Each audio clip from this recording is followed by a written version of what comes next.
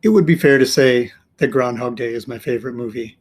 I know recently that I made a list of 224 some movies trying to make a top 10, but in my heart, I'm pretty sure that Groundhog Day is at the top. It was not always like that, and it's okay if you don't feel the same way about it, but there is something magic about this movie. Pandemic notwithstanding, repeating the same day over and over again.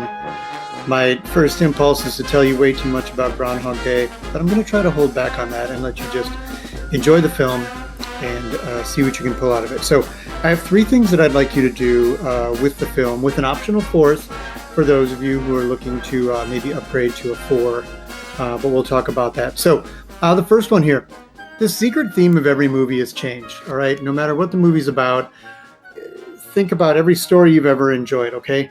What the main character or characters are like at the beginning, something happens to them, and by the end of the film, they are different. Groundhog Day is no different.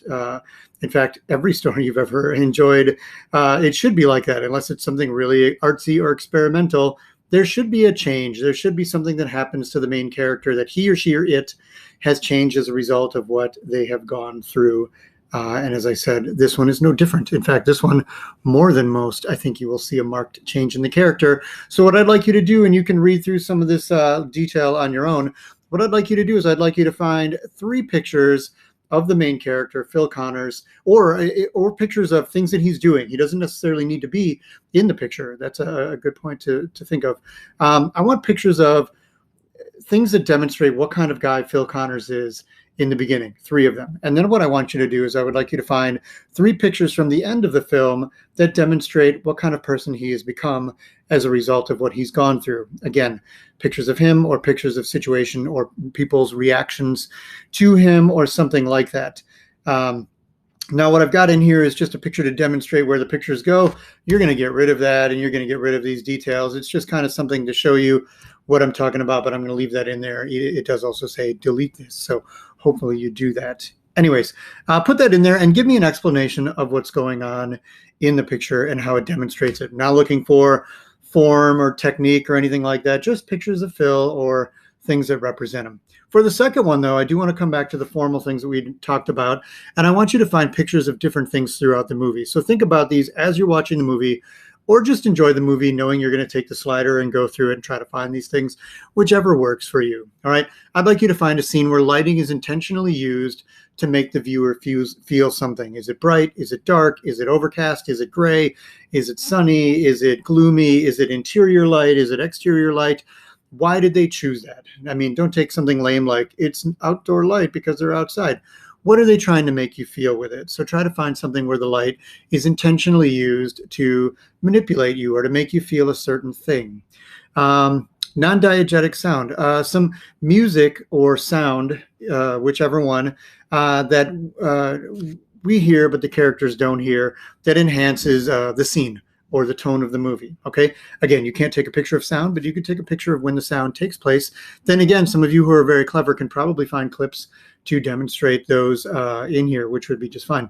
A close-up. Find a close-up and tell me what the purpose of it is. Don't just find a picture up in somebody's mug, but tell me what is the purpose of this close-up in this shot. An establishing shot.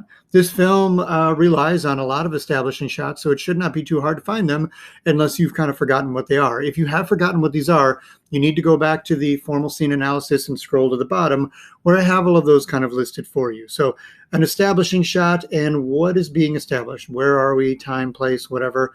And then for the last one, I want to leave it open to you to find something, maybe a rack focus, which we talked about a little bit in class, but wasn't one of those intentional ones. A rack focus, for those of you in the virtual class, is if my eye is the camera and I'm focused on this hand over here, and then I turn the zoom and like it takes this out of focus, and now I'm focused on this hand, that would be a rack focus. So like things don't move, but the camera moves from like blurry to in focus to draw your eye towards something. So maybe you see one of those in this movie. A low angle or a high angle, maybe a Dutch angle or reverse cutting or an overhead shot. So one of those things that we hadn't already talked about in the first four that I'm looking for. And then for the last one, for most of you, Groundhog Day is a film about how people can sometimes get caught in a rut in their lives, jobs, relationships, personalities, COVID-19, whatever it is you find yourself stuck repeating the day over and over again, but explain using some explanation from the movie, but also probably get outside of that, including your own experience through what we've just gone through in the last 6-7 months.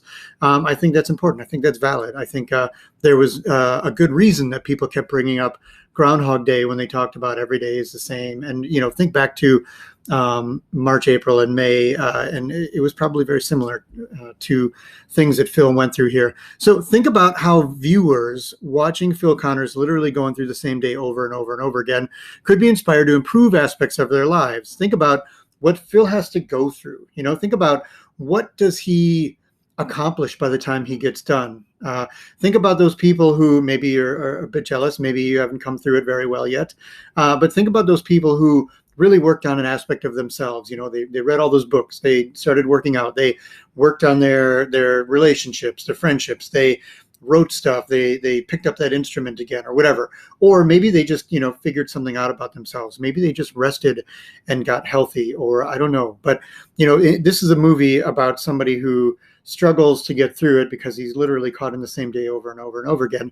But he emerges better and with a lot more skills and as a better person. So I want to know, how does he do that? How does he overcome this by the end? So be specific and tell me, how can people watching this movie be inspired by his example? I know it's a movie, but there's some emotional truth to it.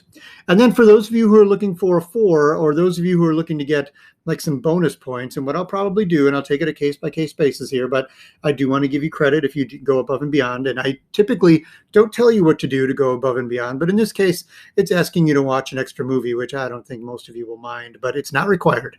If you are interested, though, to qualify for a 4, if you get 3s on certain standards, and then you do this extra bonus question and you do it well, I will upgrade you. Okay. So to qualify for a 4, I'd like you to watch the movie Edge of Tomorrow, which I have included, or Happy Death Day, or Russian Doll, or some other movie that is a do the day over and over and over again type of movie. I haven't thought of them all. If you have one, you're like, Mr. Portet, what about this one?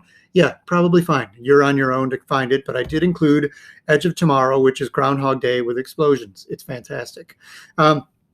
I want you to discuss similarities and differences between Groundhog Day and whatever it is that you watched. Character development, maybe you can find something in the film and light and whatever, but maybe that's a stretch. I would say probably in the characters and their development and what they go through. But then also, I would like some discussion of whatever it is you watched. What's it like? What's its tone like? How do they use color and light and music and camera technique to shape the tone of that film? Because Groundhog Day is a pretty straightforward movie. It's not trying to dazzle you with effects or anything like that, but it is very clever in the way that it does repeat things over and over and over again. So I want to know how this other movie does that as well. So if you have questions, if you have comments, let me know. Otherwise, enjoy the film. It is one of my favorites for a good reason. Okay. It's Groundhog time.